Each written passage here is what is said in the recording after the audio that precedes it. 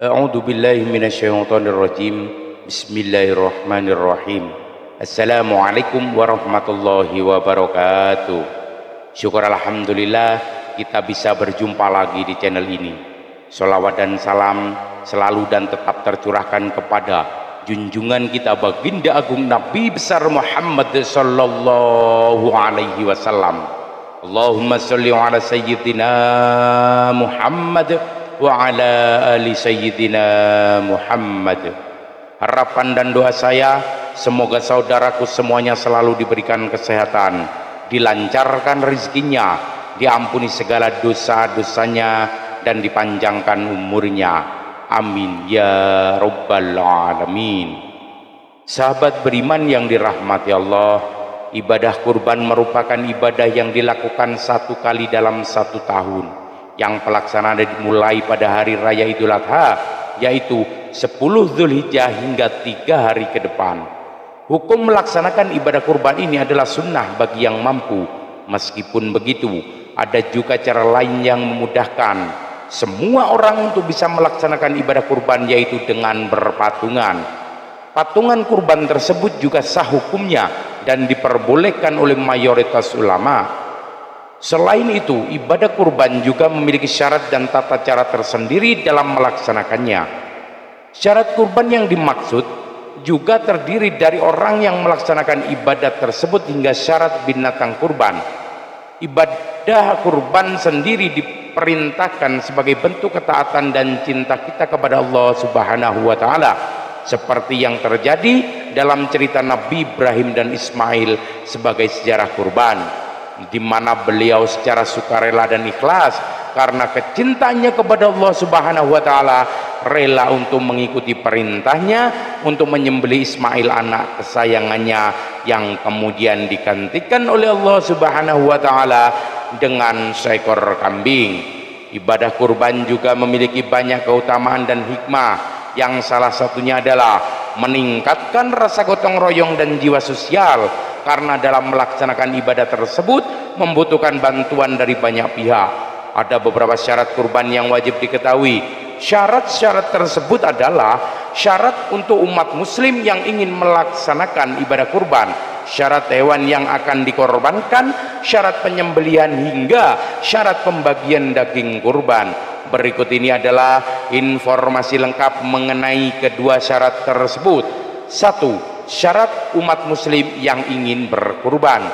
Untuk menjalankan ibadah kurban, ada beberapa syarat yang harus dipenuhi oleh umat Islam terlebih dahulu. Syarat-syarat tersebut antara lain adalah: yang pertama, syarat yang paling utama tentunya ialah seorang muslim. Karena ibadah kurban merupakan ibadah untuk umat muslim, maka syarat yang harus dipenuhi tentu saja adalah muslim atau beragama Islam. Yang kedua adalah mampu. Berkurban memang sunnah hukumnya bagi yang mampu, sehingga bagi umat muslim yang tidak mampu tidak harus memaksakan diri untuk melakukan ibadah kurban. Mampu dalam hal ini adalah seseorang yang dapat menyelesaikan nafkah keluarganya dan sehingga memiliki rezeki yang lebih. Akan tetapi jika ingin melaksanakan ibadah kurban dengan lebih ringan, bisa juga dengan menggunakan metode patungan. Dalam melaksanakan patungan kurban tentu saja harus sesuai dengan syarat kurban patungan yang sesuai dengan syariat Islam. Yang ketiga adalah balik dan berakal. Ini merupakan syarat yang harus dipenuhi tidak hanya untuk ibadah kurban, tetapi juga seluruh ibadah lainnya. 2. Syarat hewan kurban. Syarat kurban selanjutnya adalah syarat untuk hewan yang akan dikurbankan. Hewan tersebut harus memenuhi syarat-syarat sebagai berikut: hewan ternak seperti kambing, sapi, unta, kerbau, atau domba sudah cukup umur. Kambing berusia 1 tahun atau menuju tahun kedua, sapi berusia 2 tahun atau menuju tahun ketiga, dan untuk unta berusia 5 tahun atau menuju tahun ke-6.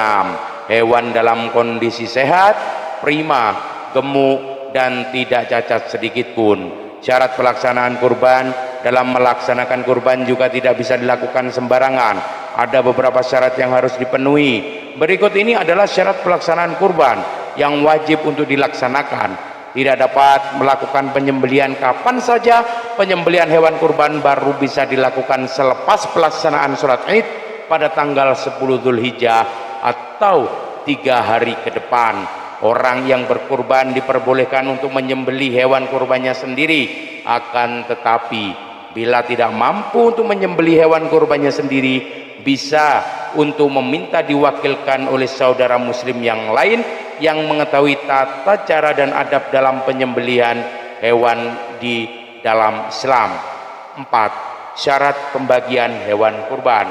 Selain ingin mendapatkan ridha dan bentuk ketaatan kita terhadap perintah Allah Subhanahu wa taala, ibadah kurban juga bertujuan untuk membantu saudara muslim lainnya yang membutuhkan.